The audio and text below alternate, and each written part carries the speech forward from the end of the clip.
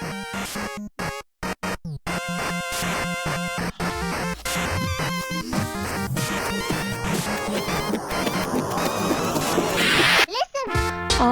right, welcome to Unabashed with Ash. I'm Josie. And I'm Ash. Let's just get into it. Yeah. So what are the vibes like? How have you been feeling lately? Oh man, it's been gloomy. Like, it's been raining so much. Yeah. It's been very, very just like... It's been spring. Yeah, super spring. I hate it. Yeah, can we talk about seasons actually? Yeah, because let's this is a topic I'm very passionate about. Mm-hmm. Spring sucks. The worst. It is the worst season ever. Hands down. I understand why summer bitches are summer bitches. Mm-hmm. I understand why autumn bitches are autumn bitches. Winter bitches, again, I get it. Yeah. Who is out here standing for spring? Who loves spring? People who love harming others. Serial killers. Yeah. People who will literally kick children. Like, for real. What does it for spring people? The pollen? I don't get it. Is it all the pollen? Is it the rain? Is the it sinuses? the humidity? Is it the mold? The mildew? The rapid temperature change? Oh, the 40-degree differences in a single fucking day. Disgusting. It's really the grossest season, and I don't think we give spring enough shit. Yeah. Nobody says anything about spring, to be honest. We don't say enough about how much it sucks. Yeah. Like, I feel like people are pretty neutral. I feel like summer probably gets the most flack, followed by winter. Yeah. Yeah, no, we can all band together in unity over the fact that spring, worst fucking season. Where are all my spring haters at? Because we gotta form a all you band. spring haters listening out there, call in. Let us know. Because we cannot be alone in this. Yeah, absolutely not. This is the worst time. I'm having the worst time. The worst. So, like, it's not bad, but it's still the worst. So it is bad because it's the worst.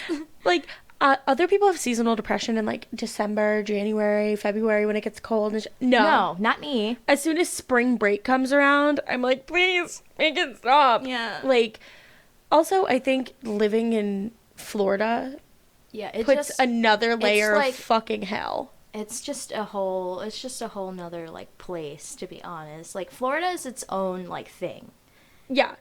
And the weather here in the spring, disgusting. It's literally, like, I have a very good friend, Kat, who once described living in Florida as living in a bowl of soup. Yes. And it is the most accurate description. Accurate. And not a good soup. I'm talking like dusty nasty, can, bottom of the shelf. It's just humid and awful, and everybody's in a bad fucking mood because everybody's like, woo, spring break. Especially now, with the last few years being the way it's been. Oh, disgusting. Like, everyone's like, I'm gonna go find my freedom down in Florida. Stop coming here. Please stop. Please stop coming here. I so much traffic. There's too many people. Too many people buying homes from places that aren't here. Yeah. And, like, renting them out, and the like, rent is too damn high. And yet those same people have the audacity to be like, I don't understand why there was only 2 employees in my Dunkin' Donuts. It's like, for real. Because we literally cannot afford to live here. Florida's the worst state right now to be living in. Oh, I mean, Oklahoma. One up. Oklahoma I'll say very close to the worst. Truly. Like, Oklahoma one-upped it today. Yes. But, yeah, no, Florida, trash, especially in the spring, especially spring breakers. My favorite thing, I'm a part of the Disney Annual Pass Holder Facebook group. And in this group, every single day for the past 2 weeks, people have been up in that group chat going, why are there no park reservations available? I don't understand. Why is my annual pass blocked out? It shouldn't be. It's not blocked out, Mary. It's not blocked out. It's spring fucking break, and it has been for the last month, and it will continue to be for the next 2 weeks. Everyone is coming on vacation here. Until the week following Easter. Yeah. It is just sardines in a can. Mm-hmm. Smelly sardines in a can with bad attitudes. Smelly. They are smelly. So smelly. So sweaty and stinky. Do people not know that you need sunscreen and, like, deodorant. You need to take a shower. Do people not know they need to bathe? Especially, like, when you're out sweating in the sun all day. Do you not know that you need to shower? Wash your ass. Please wash your ass. Wash the pits, the crevices. Between the cheeks, please. Betwixt. All of the areas. The yams. Please. The yams, the buns, the hams, everything. Everything. The entire turkey dinner. 'Cause y'all bring your piss poor attitudes. Oh my God. And then from up north, and you also bring the smells. Like, you stink. You forget to bring body wash. You forget the hotels provide all of your hygiene products. I think they just forget how to be hygienic, because again, like, this shit is in their fucking hotel rooms. I mean, like, I always pack my own. Oh, in the same. little travel things. You know what's so funny? I pack my own. I still steal the hotels. It depends on what they are. Like, if I've been to that hotel, I know the soap is good. I'm gonna take that shit. Yeah. You know what I mean? Like, I will take it. It doesn't matter. But I will still pack my own, because that's what I'm using on my body right now. Like, I'm going to save this for later, this little sample, put it in my bathroom, make it look cute, you know? I save them for guests. I also, I saw this thing at a hotel I went to, I would say recently, but, like, anything in the last 2 years is recent. It's recent, yeah. Where they had this soap dispenser on the wall. So that you just dispensed it yourself. And part of me was like, oh, no freebies. Yeah. But then the other part of me was like, oh, fuck yeah, being waste conscious. I've seen those, and I've seen those in the showers, too, inside the shower. That's good, though. I love that. I wish more places would start doing that. It's not taking up all the room.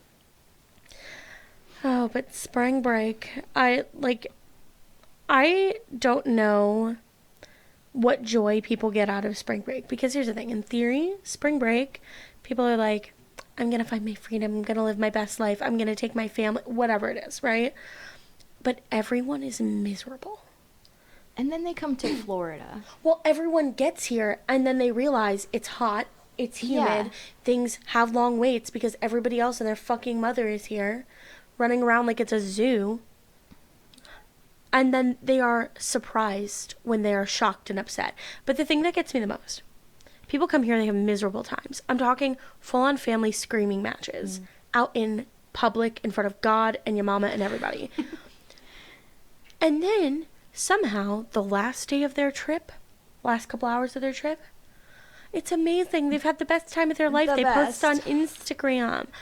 And then they leave and want to do it all over again next year. We're like, I want to go back. Oh my God. And like, your whole time was horrible. Horrendous. Just miserable. And just for those few hours, that little time that you had, that made it worthwhile for you to come back down here and be miserable again? Something, I think, in the last couple minutes of being in sunshine and being in paradise, sweaty paradise, reminds people that where they're from sucks. Yeah. And then they go, oh no, this is worth it. This is fine. I want to come back here. Oh wait, yeah. Let's come back next year. Oh, this is so much fun. Like, no, it was not. It was not fun for you. It was not fun for me. It's not fun for anybody.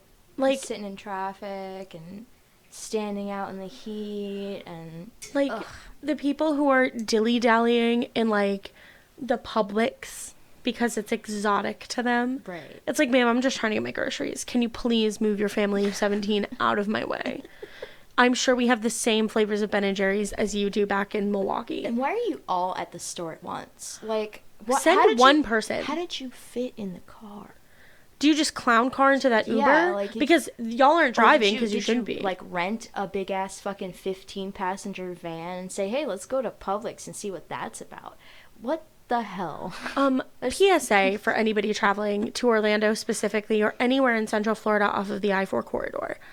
Please just don't drive. Just do us all a favor. Don't drive. Do not rent a car. Do not hit the road.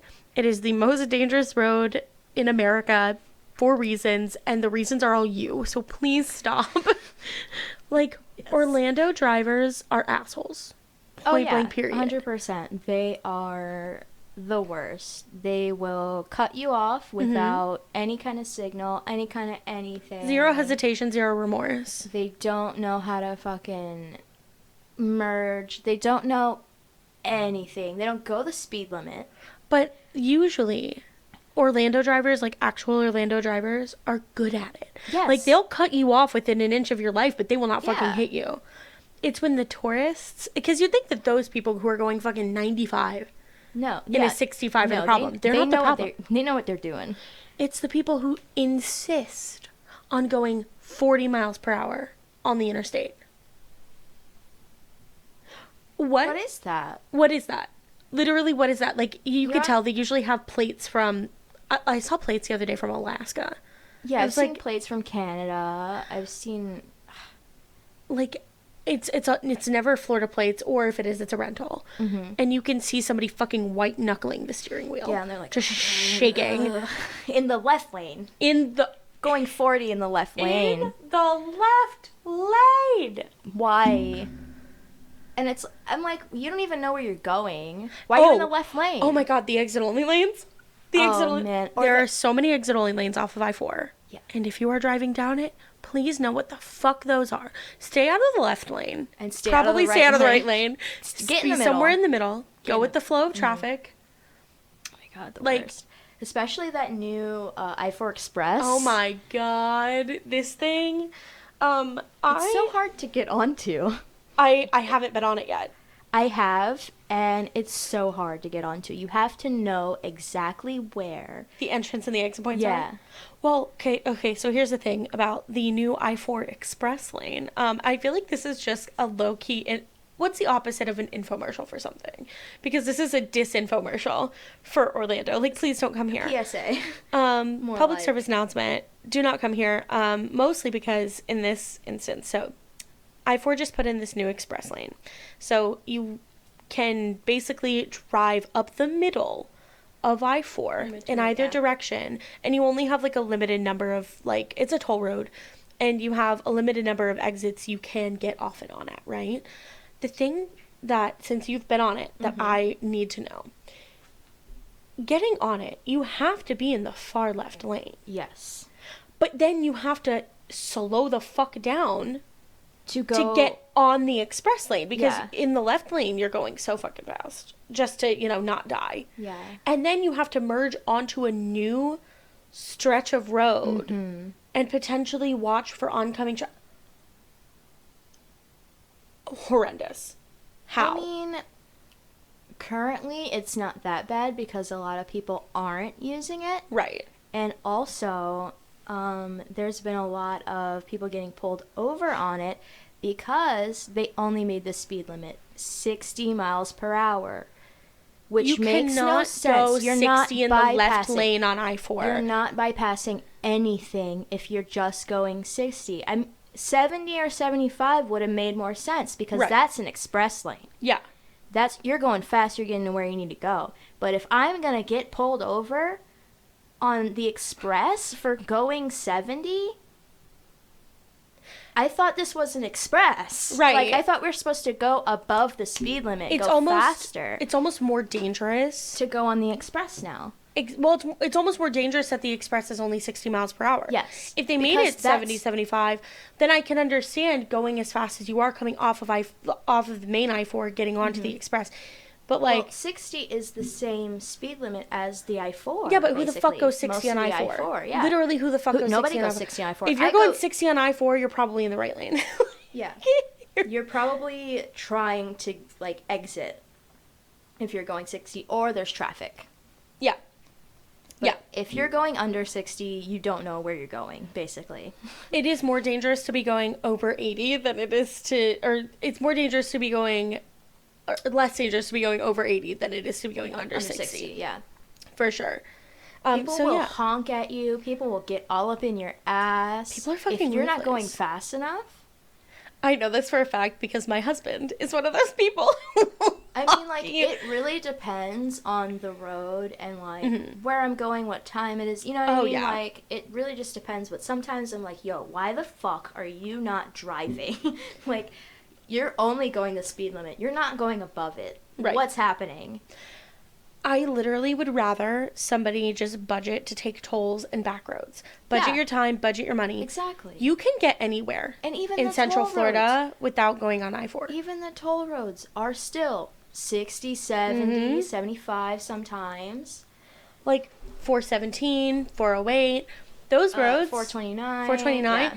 You can get anywhere. Anywhere. That's how I used to go to work when I worked at Disney. Mm-hmm. I got way less traffic than going on I-4, and I spent money on the tolls going up 429. When we lived further away from where Carter works, he would take the toll roads, which you wouldn't think would make sense because it was more money. No. Like it makes sense. It gets you to avoid I-4.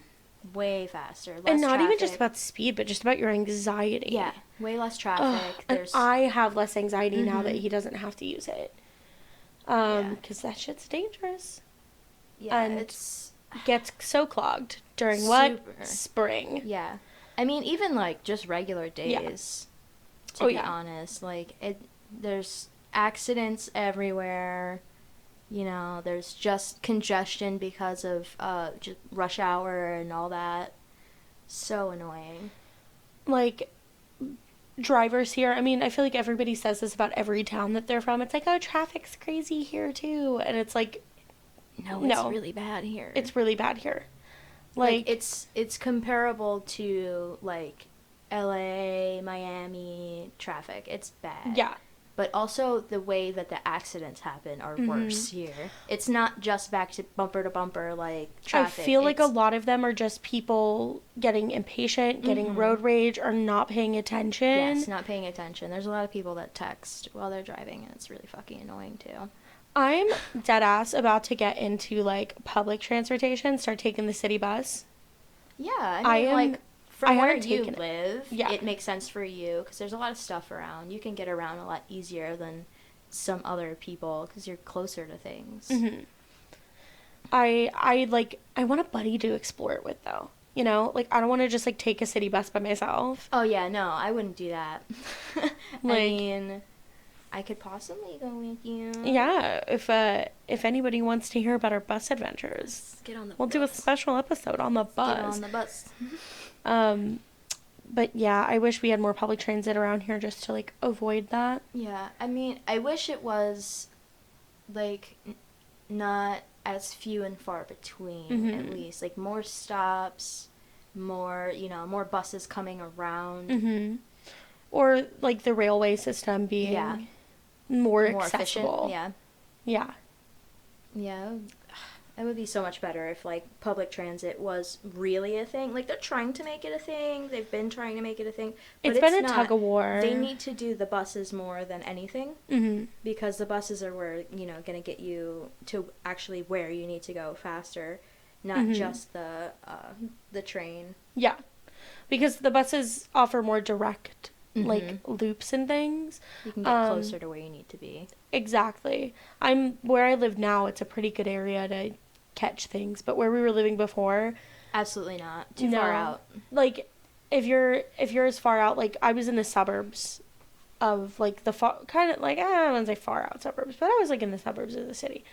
And when the further you're out in the suburbs, the more you have like one chance to catch a fucking bus. You have to be there at a specific time, like, and that's the only time you can get that one. Like, if you don't catch the bus at 7:15 a.m., your next one is at 9:45 a.m., and you're worst. Like, no. Absolutely not. But back to seasons. Summertime. Okay. It's very hot in the summertime, but I love it. I love it. I am such a summer bitch. I'm so sweaty, it doesn't matter. Because I want to go out, and I want to tan, I want to go to the beach, I want to go swimming. I literally want to deep fry my body. Oh, yeah. Like, something about the sun is legitimately therapeutic. I feel like I'm a solar panel in human form. Yeah, I just want to sit, I just want to lay out in the sun and just absorb all those vitamins. Yes. There really is, like, I will say, I'll give the Spring Breakers the appeal here. On a really nice sunny day, hitting the beach, and again, I'd rather do this in the summer than the spring, but a nice summer day at the beach. You can't beat it. You can't beat it. It is like a sensory wonderland. If you ever do come during the summer and go to the beach, between 2 and 5 p.m., there will be a thunderstorm. Yeah. You have been warned. Do not be surprised. prepare yourself. It's just gonna happen. It's gonna pass. It's fine. Like, it'll be okay. It's not a hurricane. I promise. It rains almost every day in the summer. Exactly. Don't worry about it. And it's those days, though, where I'm like, oh, yeah, I get why people moved here. Yeah. Get it. I get why people want to live here. You go to the beach, you fucking veg out, Mm-hmm. you have a nice time, and then you go in, you take a shower, you take a nap while it's raining outside, and it's the best. And then you wake up, Mm-hmm. and you go to dinner, or you order whatever you're going to do, and then you have a nice night. The post-beach nap The best. is something that never gets talked about enough, because you've basically sat in a toaster, like a very, very delightful Pop-Tart, and then you get to just sleep. Like, you shower off all the sand and, you know, the grit or whatever, and you sleep, especially on the couch. With like a little light, thin sheet. Uh-huh. Ugh, the best. So good. I'm just like ready for that nap. I'm ready for that first nap of the year. Oh, we took a nap the other day, my husband and I. Unrelated, we did not go to the beach. But we did take a nap after he got home from work. We were both really tired, and we had like slept the night before, but not super well. I have been thinking about that nap for days. We literally woke up from that nap and we were disappointed that it was over. Like, you ever wake up from a nap up. and like, it wasn't even about waking up. It was, you ever take such a cozy nap that you're like, I want to feel this feeling Forever. for the rest of my life. I want to be here forever. I would rather let my muscles atrophy into this couch. I want to sink into it and just wither away. I would rather become like a petrified like statue on this sectional. Mummified on the couch. Mummified on the couch than ever move and not have this feeling again. It was so good. It was so good it makes me emotional. Yeah. Like, I'm getting like, I don't know. Feelings. Yeah. They're all coming back. You can feel it in your body. Celine Dion. It's all coming back to me now. There are moments of gold and there are flashes of light. Oh my god. Am I aging myself by making that reference? Yes. Oh my fucking god. We're so old. I told my mom, because my mom asked how old I was going to be. Wait, your mom asked you how old you were going to be? Yeah, she was like, "What? How old are you turning this year?" God, Because, you know, they kind of forget, like, you know, what's exactly the age, you know? Okay, fair. And then she was, I was like 28, and then she was like, "Oh my god, you're so old." Your mother was like, oh my god, ew, old. Like, could you imagine? She was just like, I feel like she was just like coming to the realization that I'm the youngest, and I'm now almost 30 years old, and yeah, life is flashing before her eyes. Is it bad that I'm high-key thinking about getting an AARP membership? I am high-key thinking about it because you don't have to be a certain age. You don't have to be a senior, yeah. Yeah, you can get... Pro tips from the elderly. You do not have to be a particular age to get an AARP membership. And I feel like I say AARP way too quickly, but it's fine. Yeah, it's AARP. But they have bussin' discounts. And if you don't think I'm about to go up into Dunkin' Donuts on a Thursday morning and get like a large coffee and a free donut. You know what? That's funny though, because I want people to think that I'm like a vampire or some shit. Yes! That I'm like so old. What a fucking vibe, you know? That's so funny. I want people to think that I'm like super ancient, and why do you have this AARP card? Like, what's going on? Like, you hand somebody your AARP card and they go, Bella, where have you been, loco? Fucking kid. Oh my god, you just start like glistening and shit and right? and glittery. Oh, you wear like a fuck ton of shimmer and body glitter. Yeah, you do it on walk purpose, into and you're the like fucking super pale. just don't go tanning this year for summer. Oh my god, that would be hilarious. Oh, that'd be so fucking funny. I would be so down, by the way, to be Twilight vampires for Halloween. Oh my god, yeah. Or like have a Twilight vampire party. Or just like a vampire party in general. Yeah. Oh my god, everybody comes as different vampires. Oh yeah. I'm into that. I like that one. Oh, I'm into that. A party. Speaking of old, when's the last time you went to a party? A party? Like at a house Yeah, somewhere? at someone's abode. Oh, man. Probably the last one I had at my house before the pandemic. How, like, was that right before? Was that Christmas before, or what was that? It was a Halloween. Oh it was a Halloween before. It was 2019, yeah. Ew. It was Halloween of 2019. 2019. And I was female Jason Voorhees. Oh, absolutely yes. It was great. As you're literally sitting here wearing Wearing a Halloween shirt? A Halloween. You know I love... I wish I the love the spooky... spooks. I wish the spookiness of fall could just, like, blend into the summer. And it kind of does here. Because the weather doesn't change until late October. People really start getting into, like, Halloween type shit, like, late July, early, like, August. Oh, the decorating fully starts, like, after July 4th. Yeah. We get, like, 2 weeks. Then it's spooky season. Spoopies. It needs to be longer. It needs to be all year. Yes. I need the spoops to be all year. I could not agree with you I want more. to buy jack-o'-lanterns for every fucking holiday. I thought about getting, like, a decorative skeleton and just, like, putting a new hat on him for every season. I've heard of that. Or leaving my Christmas tree up and just decorating it for the seasons. Yeah. Because a spooky tree... Spoopy, like... spring tree? Yes. Or, like, Summerween or some stupid thing like that. Yeah, like, something like that. I also want to pause and say another thing that might make us old, depending on how many Gen Zers are paying attention. The fact that we've said spoopy. Spoopy 5 million times. It's probably chuggy. Very chuggy for all these people that are listening to us. We are decrepit. They're like, you should have been an AARP. Like... But we're, like, young, like, millennials, though. Like, yes, we are. We're not even that old. Somebody tried to call me a cusper once, and I was like, don't you fucking dare say that to me. Yeah, like, a cusp between Gen Z and millennial. Like I'm like, a zillennial? Hate that. I hate that worse. What is that? I hate it. No, I'm not. Like, yes, we're very young millennials, but I mentally don't feel like I'm a young millennial. You know what I mean? Like, I feel like I definitely fit in with all the other... millennials. Like, older millennials. Yeah. Like, my brother, he's 6 years older than me, and I'm still... You know, we like the same things, basically. Yeah. And we know about the same shit, so it's not... There's not really that much of a gap, I feel. Yeah, I also feel more of, like... I definitely identify with being a millennial.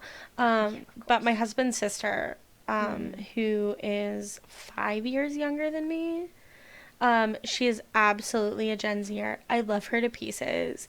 And, like, there are just some hallmarks of things that we discuss that, like, it's a huge cultural difference. Even though she's 5 years younger than me, I have more in common with, like, your brother, who is 6 years older than us, you know? Like, the obvious ones are, like, 9/11. Oh, yeah.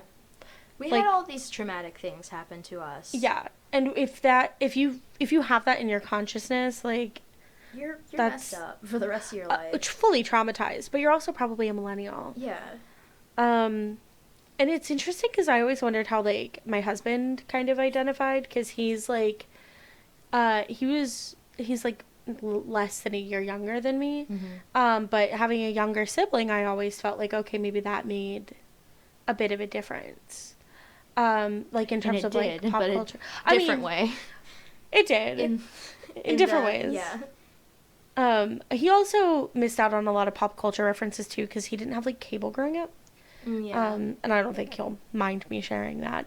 But it is kind of interesting, like, finding things from, like, Disney Channel and, like, referencing them, not thinking about it, and he's like, what? I have no idea what you're talking about. I mean, but I've met millennials that also have had that same issue where they didn't really watch TV a lot, or didn't have cable, didn't really get into pop culture like that. And that's why, like, those, like, other social hallmarks, like the 9/11s and the recession and, like, how old you were and, like, what you learned in school literally changed. Exactly. Like, that's kind of insane to think about. The way they're doing math now, what is that? Didn't they get rid of Common Core math now?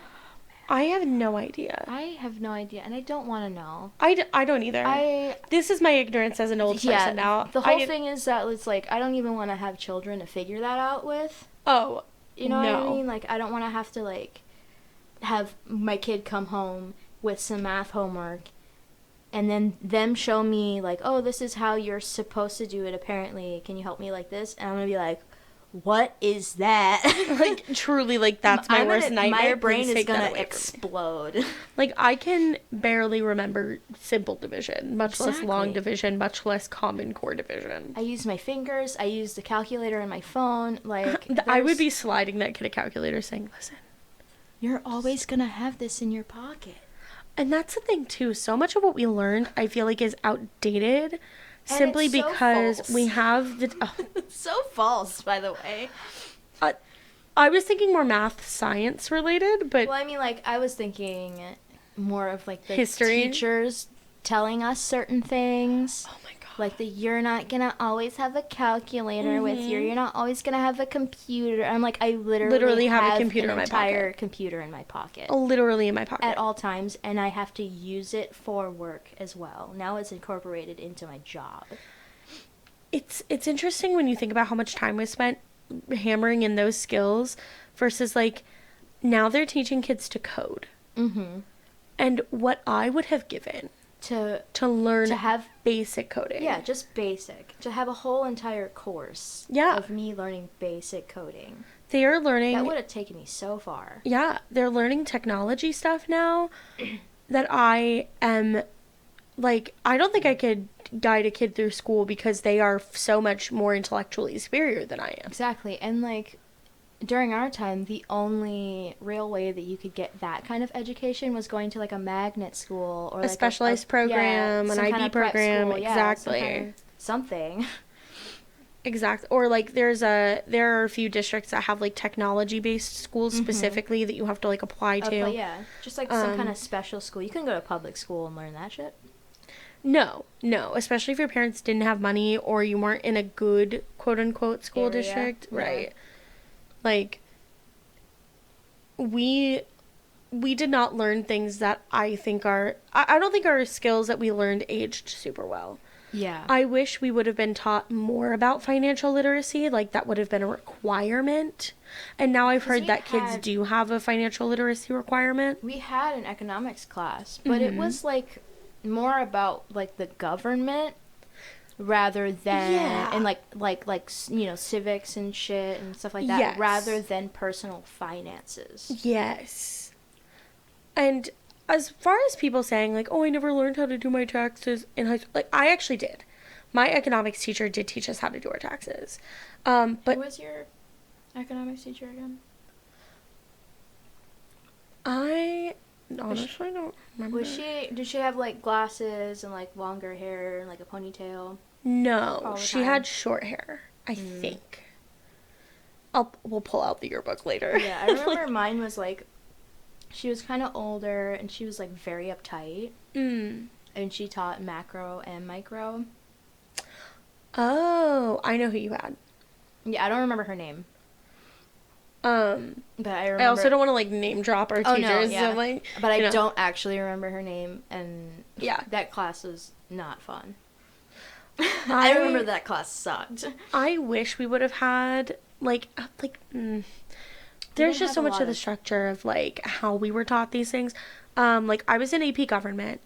I hate that AP government was one semester. Because I took it in fall semester, and the AP exam wasn't until the end of spring. Flunked. Yeah, forget everything that you just learned. And then exactly, economics should have been more personal finance based, but it really did feel like more of a compounding of like economics history and the government. We spent one day on taxes. Yeah, one day. We spent a couple days talking about the federal mint and talking about what inflation is. And like, you know, like super basic principles, but it was the last semester of high school, which that's another thing that I wish it would have started sooner. Yeah.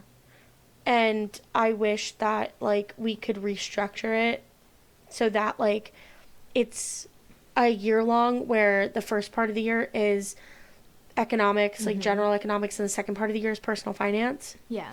And then I wish there was a year long requirement for like government, and that could be split up into like government structure and history, and then the next one being about like rights and laws and like the Constitution and all that kind of Yeah. stuff. And I know other states and other areas have that set up already.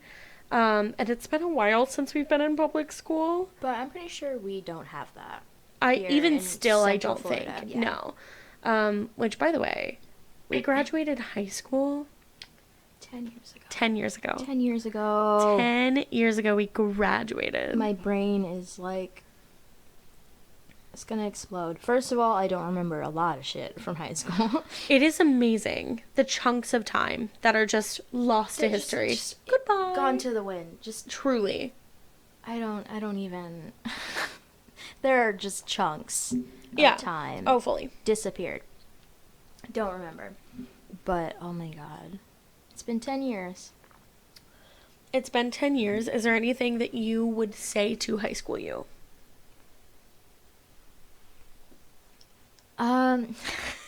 This was fully unprompted, so yeah. Or rather, it's prompted now, It's but prompted now. But there was no preparation for this question. I think I would probably tell my high school self to get more into things and like figure out what I actually want to do.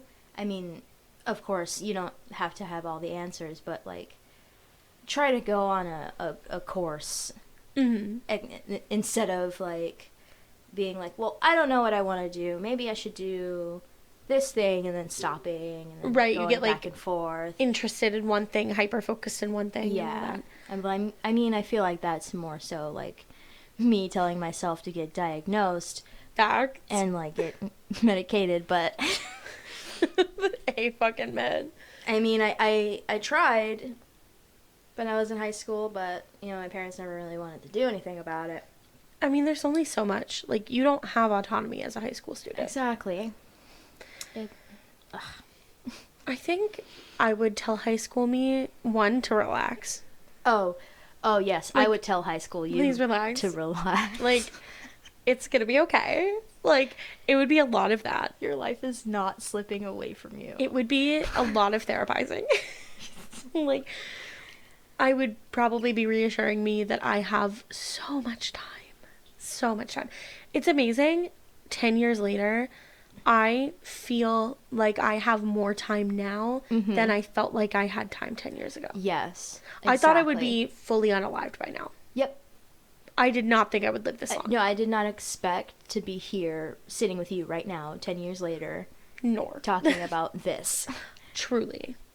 Like, not only did I not expect us to be sitting here doing this, it hits different when you didn't expect to be around. I mean, obviously, like, hindsight is 20/20, right?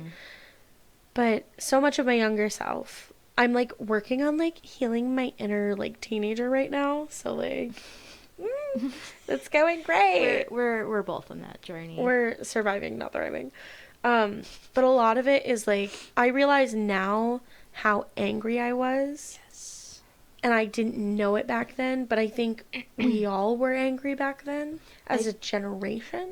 Yeah, and I feel like we thought it was normal.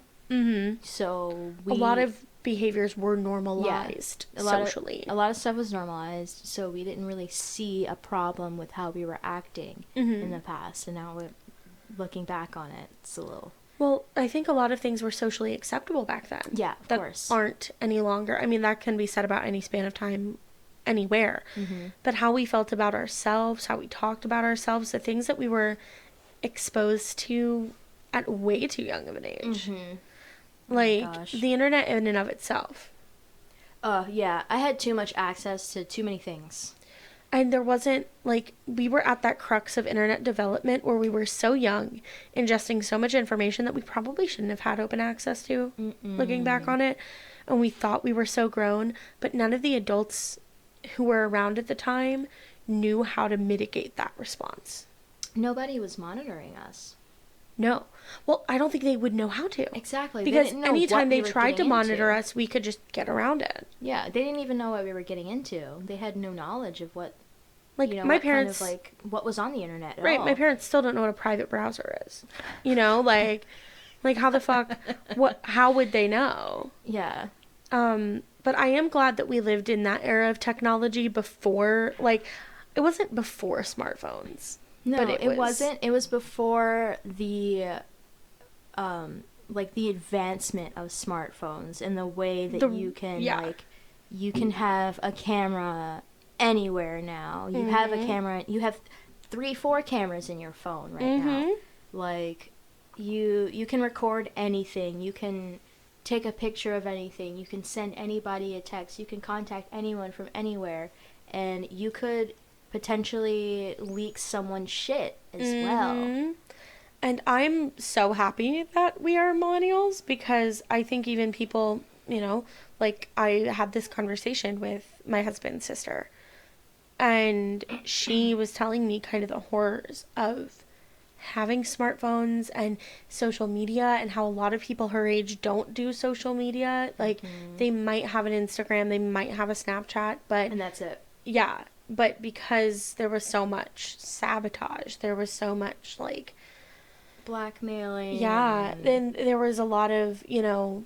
They also were coming up in an era of social wokeness, because, like, right after the advent of the internet and being able to say whatever you wanted openly and online, immediately thereafter became, oh, we need to hold people responsible for the stuff that they say. Yeah, and now cancel culture is one of the biggest things to do now. Everybody's just waiting to get canceled. Oh, what am I going to do next? It's going to get canceled. Well, and I think that that's why it was such a, like, dangerous time for people her age to have smartphones like that. Because there was such a tension of people trying to have, like, a gotcha moment, you know? And again, I'm really happy that I never had a smartphone in high school. Like, I didn't get my first smartphone until college.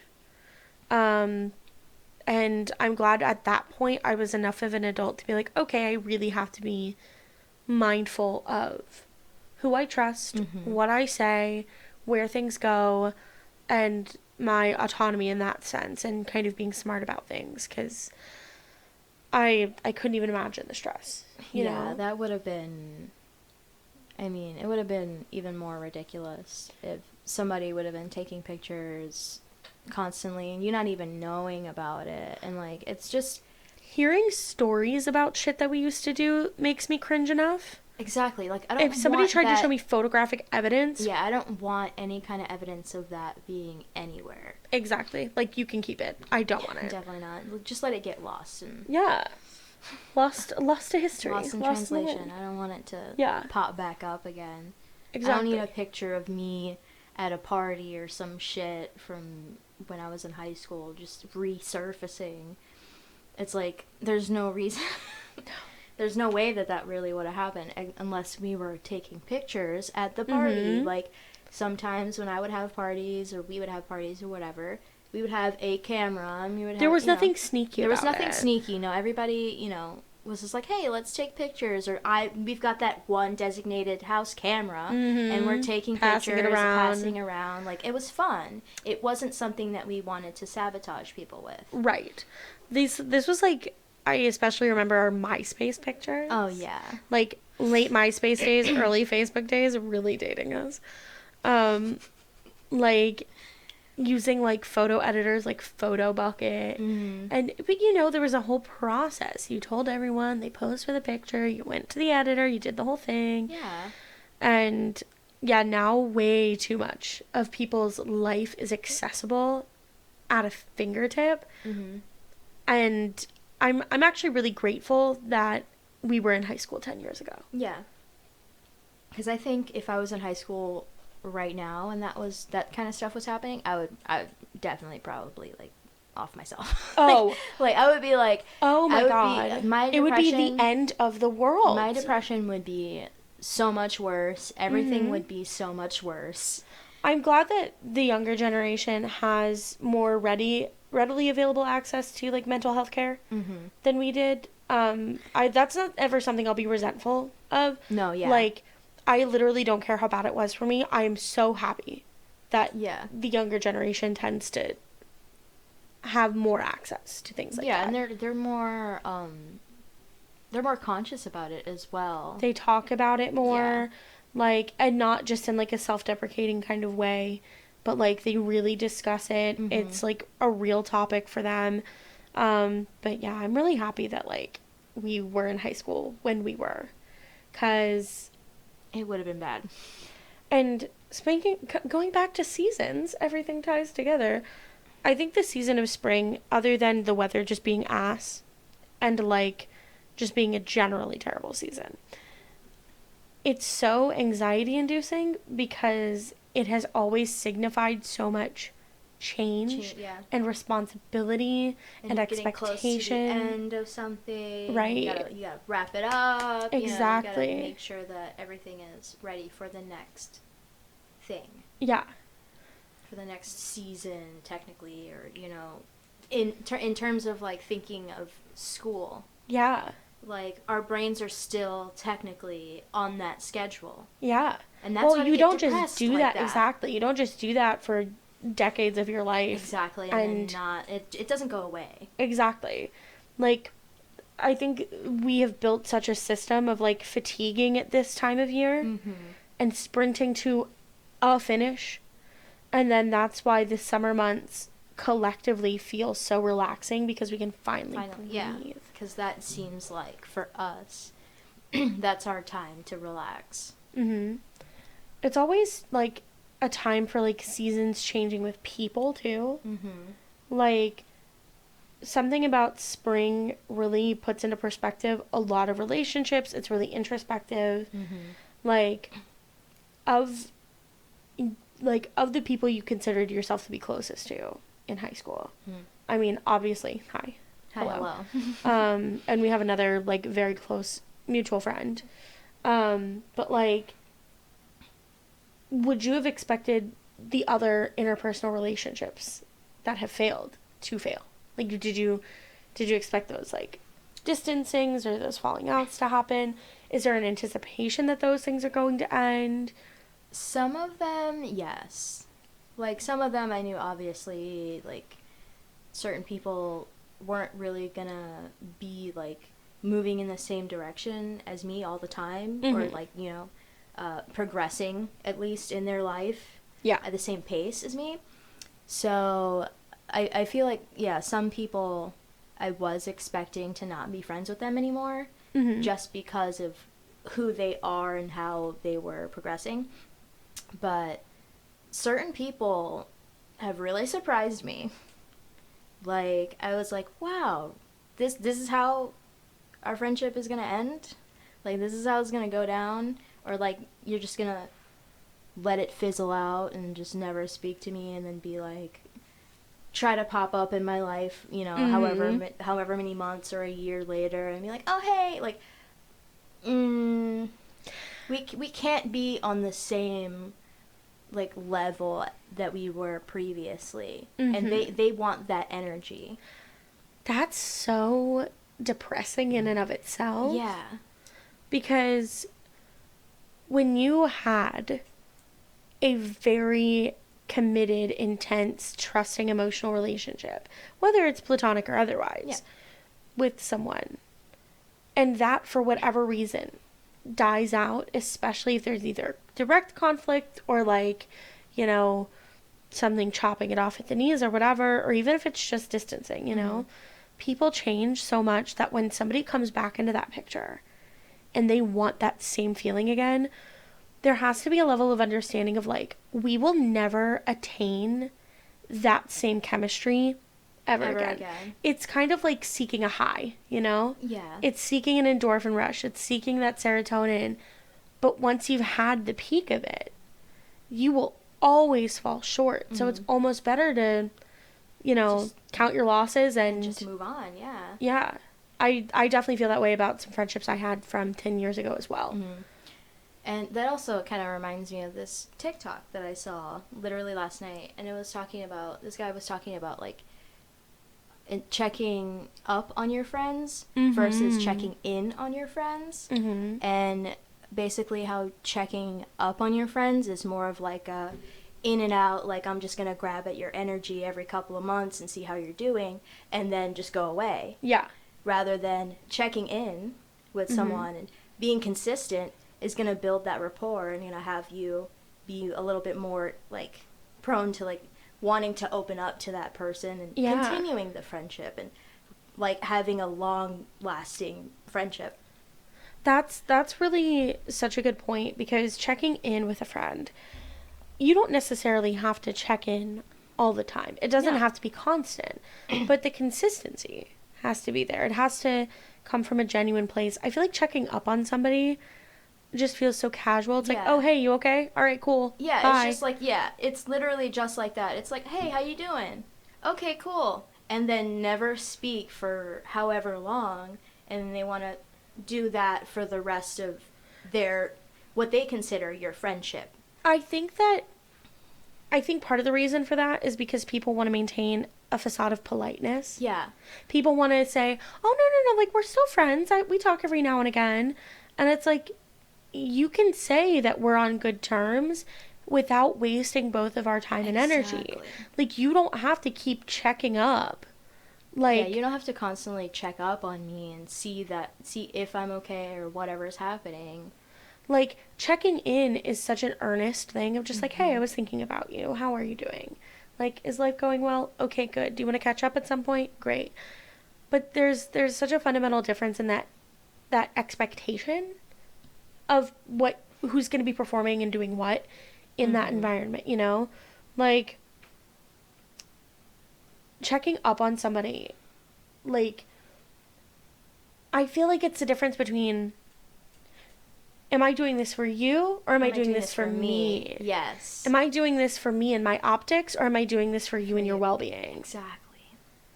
I thought about that too. I would rather drop the niceties. I'm so fucking tired of nice people, by the way. No. I'm tired of being nice as well. I'm tired of... I'll be nice, but I'm also kind. Yes.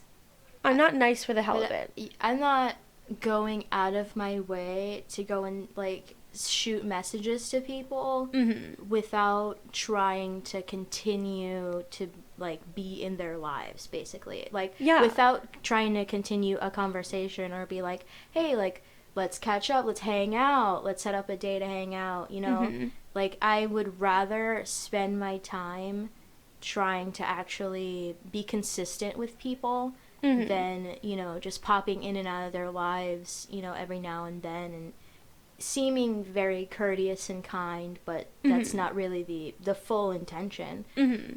I mean, I know some people with anxiety would think that it, you know, that they're obligated to maybe show that person that, hey, I'm still here for you, you know, if you need anything. But sometimes it's more like you're going out of your way.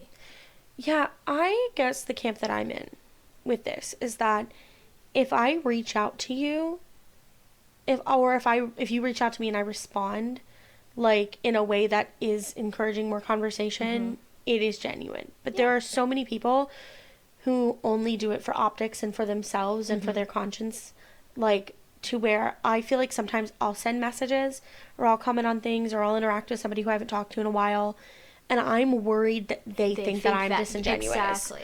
And so if it's coming from me, just know I would not be checking in with you if I didn't give a fuck. Yeah. Because, like, I don't know, I just, like, so many people, again, do that thing, and I think it's awful, because for me, I can tell. But if I was, like, in a more cautious place in terms of my analysis of people and their motives, I might question everyone. I might be like, okay, what do you want? Like, first it's is it going to be like, hey, girl, boss, babe? And once we're past that point, I'm like, okay, so it's not that. Is this just for you then? Like, what's happening? But I think it's a telltale sign if somebody messages you, you respond to them to continue the conversation. And they don't really do anything. Yeah. Especially when they're the ones asking you how you are, what's going on, and you didn't even want to elaborate in the first place, but they're asking you, so you elaborate a little bit. Give them just enough. A little bit, and then no response. Yep. Like, why do people do that? Why would you go out of your way to say something to me if you don't actually want a conversation?